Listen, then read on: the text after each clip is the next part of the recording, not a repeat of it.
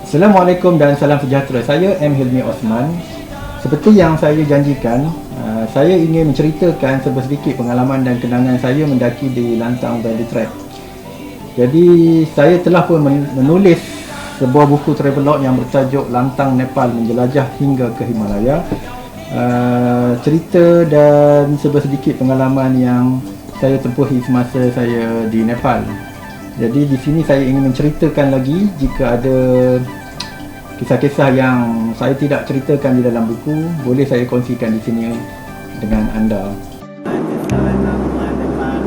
Saya Muhammad Osman daripada Malaysia.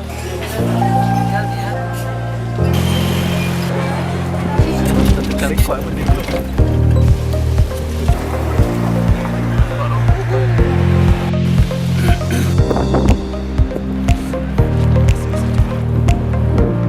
Pagi ini kita akan mulakan trekking.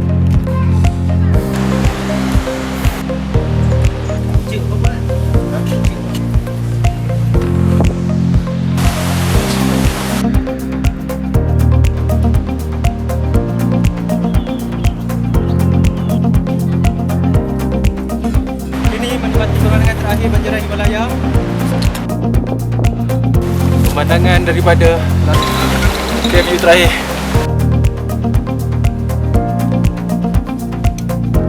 Dan kita berada di 3,500.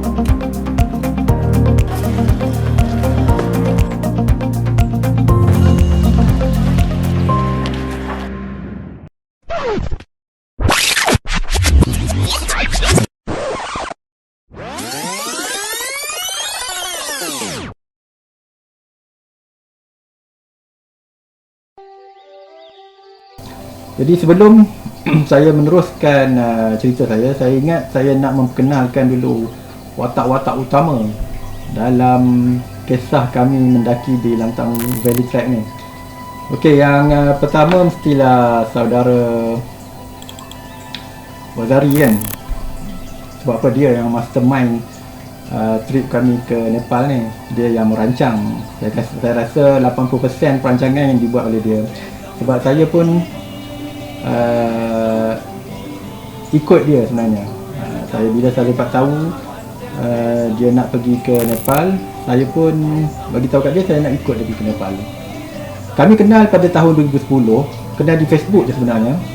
Dan masa tu kami minat yang sama. Dia seorang juru foto dan saya minat fotografi, dan kami juga boleh katakan minat travel masa tu. Masa tahun 2010 saya pergi ke India, dan dia pun, kalau tak silap saya, tahun 2010 juga dia pergi ke India. So bila saya tengok gambar dia di India tu, saya pun tanya pada dia dan kami pun berbual lah di dalam Facebook masa tu. So saya kenal tahun 2010 dan kami buat trip ni pada tahun 2012. Maknanya dekat 2 tahun jugalah kami berkenalan di dalam Facebook saja. Memang saya tak pernah jumpa dia di reality lah, hanya di alam maya saja sebelum ni. Wan Johan, dia adalah partner saya yang paling lama lah untuk trip ke Nepal ni, sebab saya naik flight bersama dia daripada sini dan juga masa kami balik. Masa bermula tu dia kontak saya, dia kata Wazari suruh kontak saya sebab saya dengan dia akan pergi pada tarikh yang sama dan waktu yang sama dan menaiki AirAsia. So bila kami berbincang, kami set lah masa penerbangan untuk ke Nepal supaya adalah kawan kan, bila dah berdua ni. Kalau tidak, mula-mula tu saya ingat saya seorang saja, tapi masa tu saya gamble lah nak pergi seorang, walaupun saya tahu Wazari pergi tarikh yang sama, cuma dia pergi sebelah pagi, dia naik emas kan, saya naik AirAsia. So bila Wazari bagi tahu kata ada seorang rakan nak ikut juga nak naik AirAsia, so alhamdulillah saya dapat kawan lah. Okey, saya tak tahu masa tu, saya tak tahu Wan Johan ni seorang doktor gigi. Tak seterusnya Ahmad Syukri, dia ni banyak buat lawak lah sepanjang kami berada di Nepal ni. Jadi memang terhibur jugalah, walaupun kadang-kadang dalam keadaan letih, walaupun dalam keadaan marah.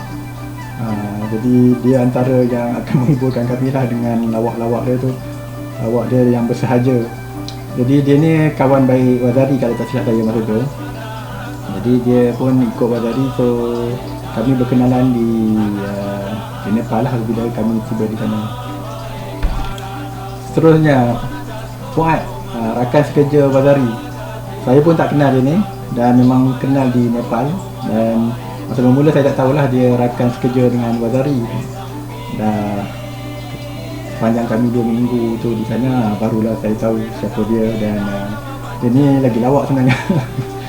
Banyak buat lawak kan sepanjang ni, walaupun dalam keadaan letih, keadaan penat, memang lawak lah. Dan dia ni lah yang kena tinggal masa balik tu, kena tinggal tidur seorang-seorang di trek Nepal tu. Okey, seterusnya ialah Muhammad Syukur. Okey, dia ni daripada Sabah, dan dia kawan baik Bazari.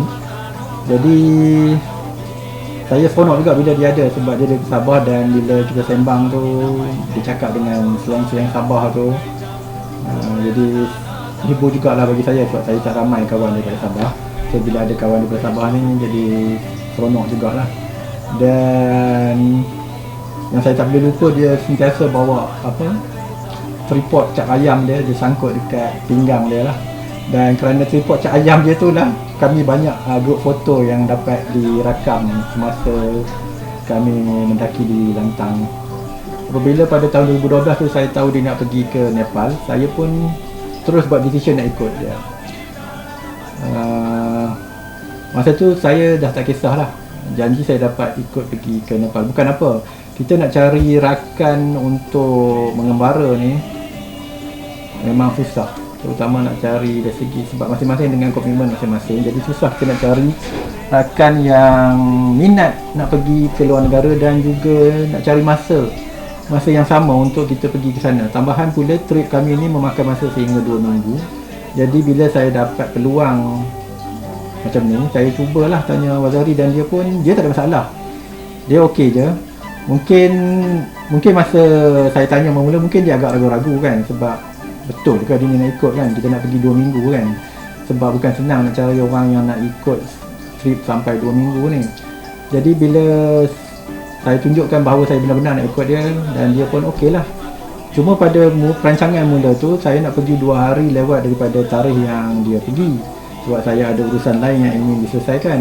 Tapi dia kata kalau boleh pergi pada tarikh yang sama, sebab kalau saya pergi lewat 1 hari ataupun 2 hari daripada tarikh yang dia sampai, saya mungkin akan ketinggalan jauh. Sebab katanya dia nak pergi keluar daripada bandar Kathmandu tu, lebih daripada 100 km. Masa tu saya tak fikir apa nak pergi mana pun. Saya cuma fikir kalau boleh saya nak pergi dan nak ikut sekali lah, sebab dia yang buat perancangan ni, dan saya memang tak ada buat perancangan apa-apa. Just bila tahu dia nak pergi tu, saya terus nak follow dia. Nanti susah untuk kami berkomunikasi untuk jumpa kat mana kan. Jadi sebab tu dia sarankan saya pergi pada tarikh yang sama dia pergi.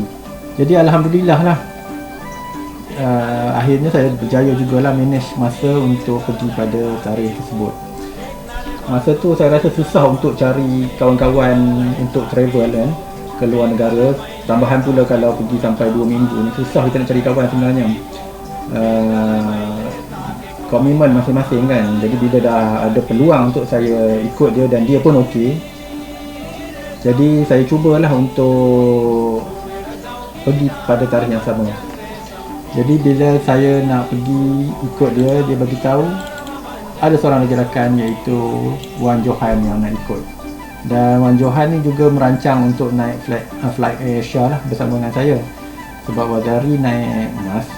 Jadi Wan Johan ni akan naik Asia sama dengan saya, dan waktu yang sama. Macam Bazari dengan kawan-kawan tu, dia akan pergi pada awal pagi, dan saya dengan Wan akan pergi pada tengah hari lah flight kami.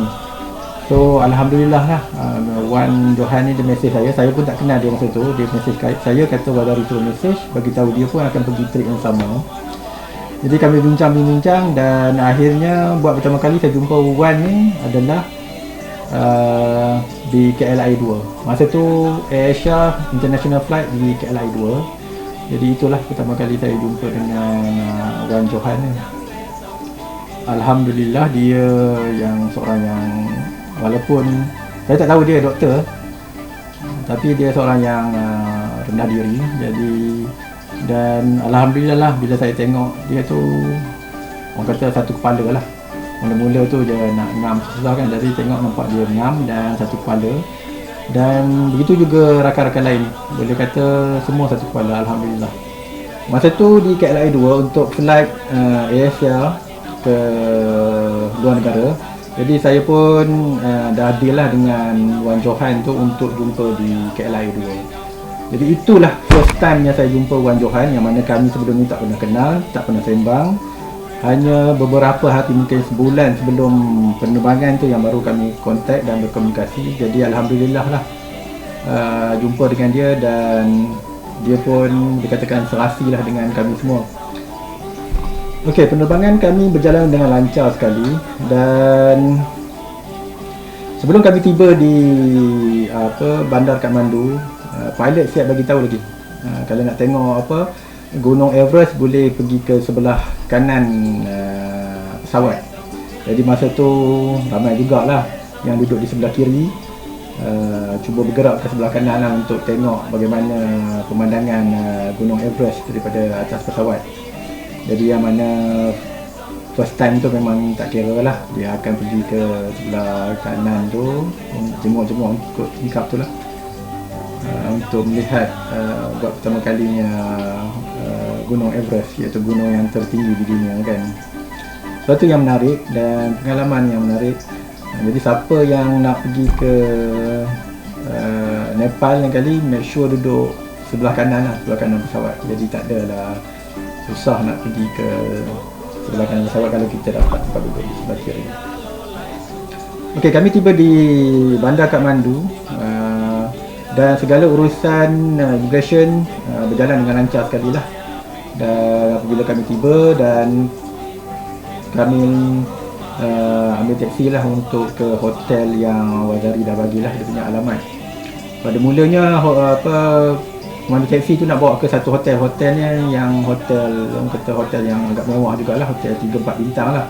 Lepas tu bagi tahu pada pemandu tu, bukan, kami nak pergi ke salah satu lagi hotel lah, sebenarnya hotel yang kata hotel yang lebih murah sebenarnya.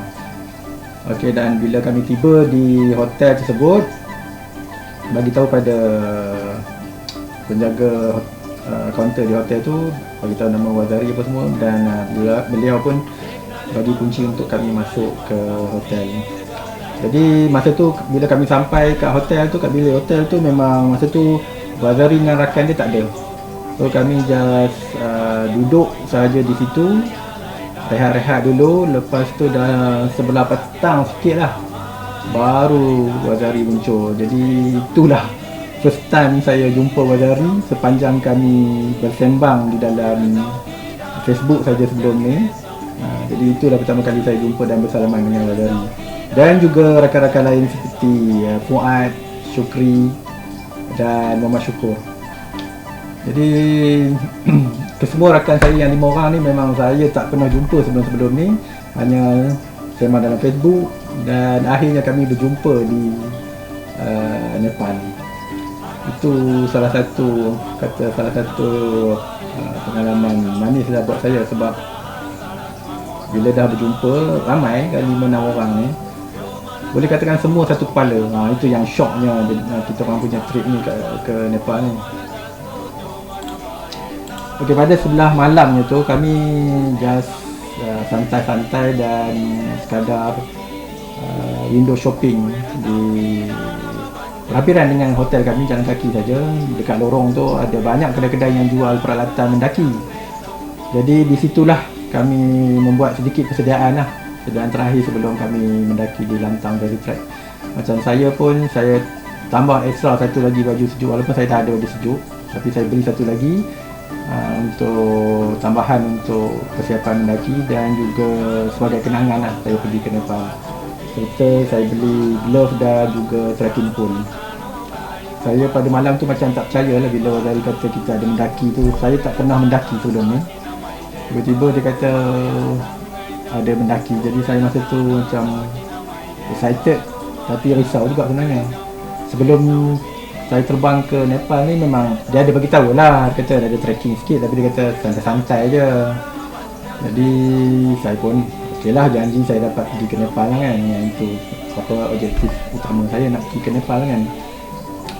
Saya rasa cukuplah dulu untuk perkenalan pada kali ini. InsyaAllah akan datang saya akan kongsikan kisah-kisah yang seterusnya, pengalaman saya mendaki di Lantang Valley Trek dan juga pengalaman saya bersama rakan-rakan saya di Nepal selama 2 minggu di sana pada tahun 2012. Jumpa lagi pada video-video akan datang. Jangan lupa subscribe saya punya channel. Assalamualaikum warahmatullahi taala wabarakatuh.